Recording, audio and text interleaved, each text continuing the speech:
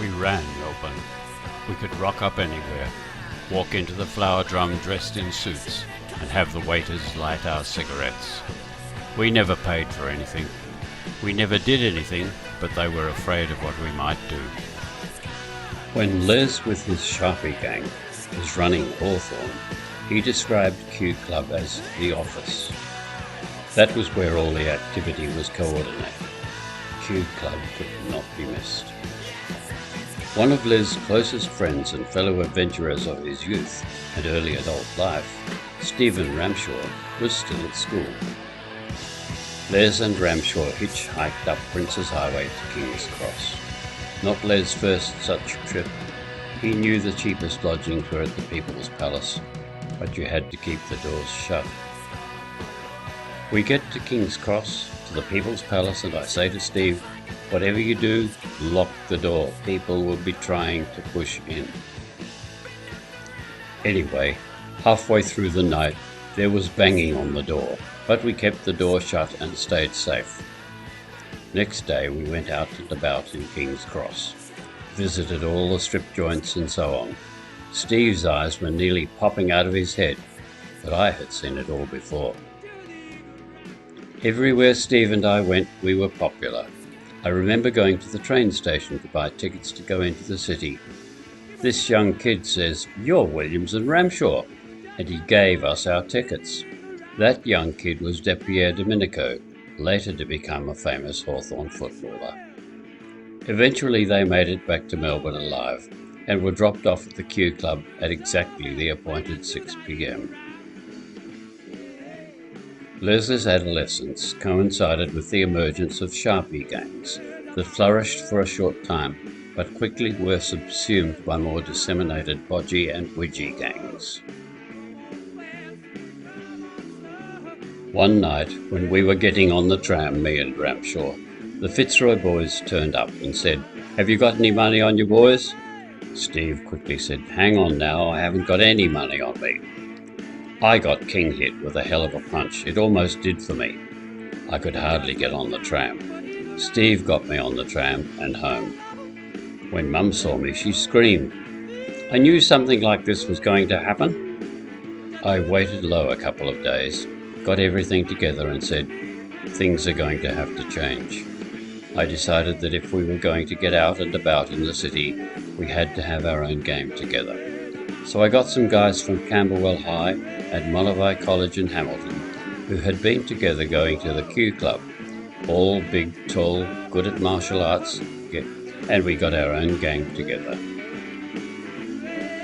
When we were in Sydney, we'd had our heads shaved real close.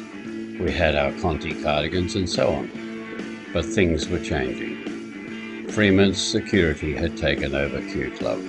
They put suits on us, but they found the toughest blokes from Fitzroy, Abdul and all those blokes. I know for a fact they were not really wanted around Melbourne.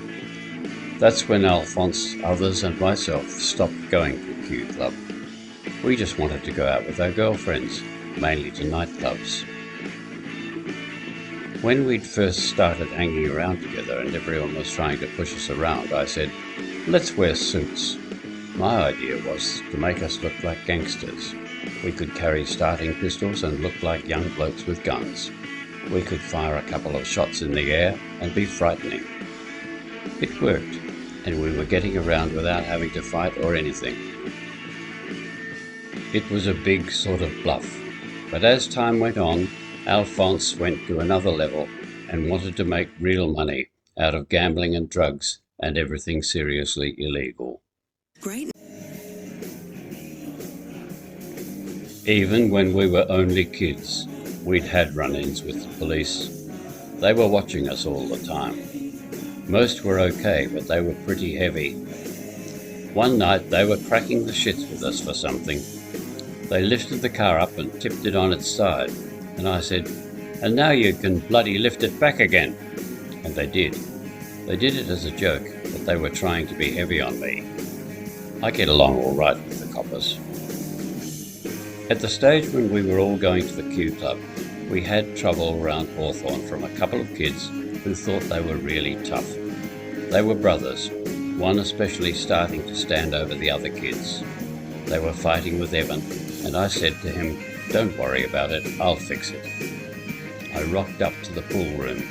My friend Peter was there with his big muscles standing around, but I grabbed the tough brother and pushed him down the stairs and out onto the street. A passing tram driver saw us and pulled us apart. It was a good thing because he was too strong for me, and I would have been beaten up. There was no way you could win a fight with that boy. One day, Evan came over to my joint. "I need a lend of your dad's plane." I didn't know what he wanted it for, but he had 2 of his dad's rifles with him. He had cut them in half, then he planed them down. He was going to Fitzroy. He had girls with him. They used to stay at his place and go out together. He made them carry the guns in their handbags, so he would not get caught carrying them. It was within just a matter of weeks that he lent one of these guns to Bloody P, the tougher of the brothers. That's when I told Evan, the way things are going, someone's going to get killed. Within 24 hours it was all over the news, and I knew who it would have been when they described it. A couple of days later, they arrested the brother and put him in jail for years. He was 15 at the time. A search of court records revealed, as Les had reported, that the source of the guns was never revealed. Les was cautioned by police on a number of occasions, the most serious when he was actually quite innocent of any wrongdoing. The big hassle was with a stereo a mate had come up with. It was just before my wedding. I came home from training and my mum was in tears. "The police have been here and they've taken the new stereo." They'd left everything else and just said I'd received stolen goods. They said, "If you promise not to hang around with these guys again, we won't charge you."